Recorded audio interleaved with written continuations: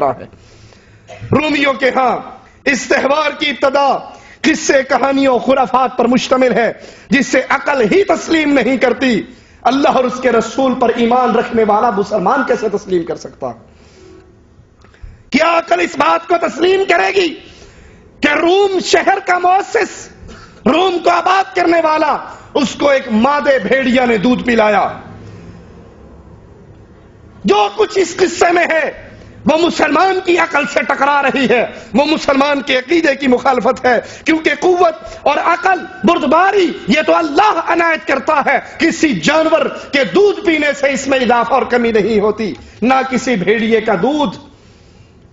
فلاں بھیڑیے، مادہ بھیڑیا نے دودھ پلایا تو رومن شہر کے مؤسس کی عقل بڑھ گئی۔ اسی طرح یہ قصہ ان کے بت، ان سے برائی اور ان کی اس بدعقیدگی کو وعدے کرتا ہے۔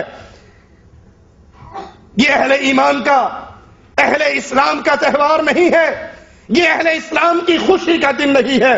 رومیوں کے ہاں اس تہوار کی بدصورت شعار کے اندر، بدصورت علامتوں کے اندر ایک علامت یہ ہے کہ کتے اور بکری کو ذبح کیا جاتا ہے، اس کا خون نوجوان لڑکے اپنے جسموں میں ملتے ہیں، پھر اس کو دودھ سے دھویا جاتا ہے، پھر وہ چمڑے کے کوڑے لڑکیوں کو مارتے ہیں جو اس کوڑے کو کھا کر یہ امید رکھتی ہیں کہ ہمارا بانجپن ختم ہو جائے گا اور ہماری بیماریاں ٹل جائیں گی، ہمیں شفا مل جائے گی۔ یہ عقیدہ، یہ سوچ فطرت سلیم سے ٹکراتی ہے، قابل نفرت ہے یہ عمل۔ مسلمانوں نے سوچے بغیر اس تہوار کو منانا شروع کر دیا اور اس میدان میں کود پڑے، حالانکہ یہ قصہ، یہ تہوار نفرت کے قابل ہے، اس میں بیان کیا ہوا بیک گراؤنڈ عقل سلیم اس کو تسلیم نہیں کرتی۔ اس تہوار سے ویلنٹائن کا تعلق، کئی مصادر اس پر شک کرتے ہیں، اسے صحیح شمار نہیں کرتے۔ نصارہ کے لیے بھی بہتر یہی تھا کہ وہ اس بت پرستی کے تہوار کا انکار کرتے جسے بت پرستی مناتے ہیں، تو پھر ہم مسلمان ہوتے ہوئے کس طرح بت پرستوں کے تہوار کو منا سکتے ہیں؟ ہمیں تو عیسائیوں سے پہلے بت پرستوں کی تمام عقائد کے ساتھ مخالفت کرنے کا اللہ نے حکم دیا۔ کیتھولک فرقہ کے عیسائی دینی لوگوں نے اس تہوار کو اٹلی میں منانے پر بالکل پابندی لگا دی۔ عیسائی دینی لوگوں نے، جو دینی ذہن سے تعلق رکھتے تھے، انہوں نے اٹلی کے اندر ویلنٹائن ڈے منانے پر بین لگا دیا، پابندی لگا دی۔ ان کی عقل اتنی کام کرتی ہے کہ یہ بت پرستوں کا تہوار ہے، ہم نہ منائیں، لیکن ہم کلمہ پڑھ کے بغیر سوچے سمجھے 14 فروری کو یہ دن منا کر اپنے آپ میں سمجھتے ہیں ہم روشن خیال ہو گئے، اور یہ بھول جاتے ہیں کہ کہیں اس عمل کی بنا پر ہم کفار کی مشابہت کر کے کہیں اسلام سے ہی فارغ نہ ہو جائیں۔ من تشبہ بقوم فہو منہم، جو جس قوم کی مشابہت کرتا ہے، ان کے ان سارے عقائد کو جانتے ہوئے اس بت پرستوں کی خوشی کو دیکھ کر پھر اس کی طرف جھکتا ہے۔ علیہ السلام، آقا علیہ الصلوۃ والسلام نے فرمایا من تشبہ بقوم فہو منہم، جو جس قوم کی مشابہت کرتا ہے وہ انہی میں سے ہے۔ اور کوئی کہنے والا یہ بھی تو کہہ سکتا ہے ہم مسلمان اس تہوار کو کیوں نہیں منا سکتے؟ اس کی پہلی وجہ یہ کہ دین اسلام میں عیدیں اور تہوار محدود ہیں۔ دین اسلام میں عیدیں اور تہوار اللہ اور اس کے رسول نے بیان فرما دیے محدود ہیں، ثابت شدہ ہیں، ان میں زیادتی اور کمی نہیں ہو سکتی۔ اسی طرح یہ ہماری عبادات کی سختی بھی ہے، یعنی یہ اللہ کی طرف سے جو ہمیں عید دی ہے، جو خوشی کا دن دیا ہے، رسول اللہ صلی اللہ علیہ وسلم نے فرمایا مسلمانوں کی 2 عیدیں ہیں، عید الفطر اور عید الاضحیٰ۔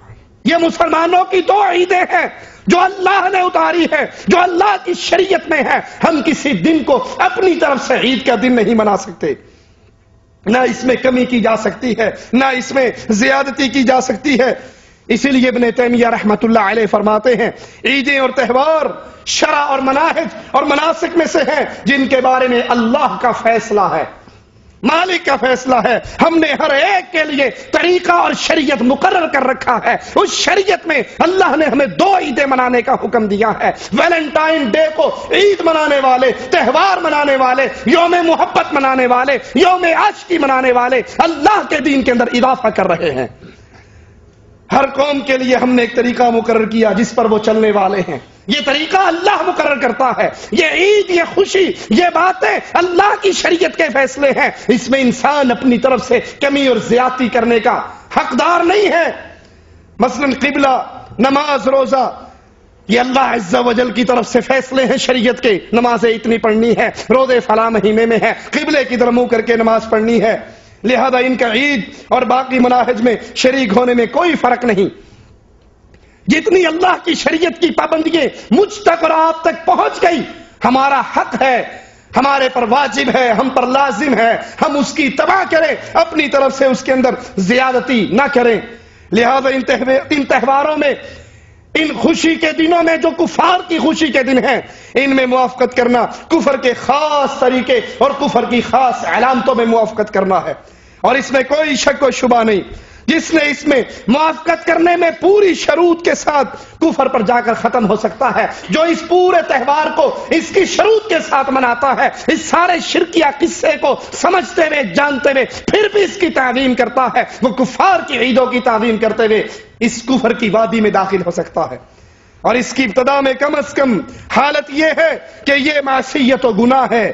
اور اس کی جانب ہی رسول اللہ صلی اللہ علیہ وسلم نے فرمایا اپنی عید کا ذکر کر کے کہ یقیناً ہر قوم کے لیے ایک عید ہے، ہر قوم کے لیے ایک تہوار ہے، اور آج یہ ہماری عید ہے. صحیح بخاری کے اندر یہ حدیث موجود ہے.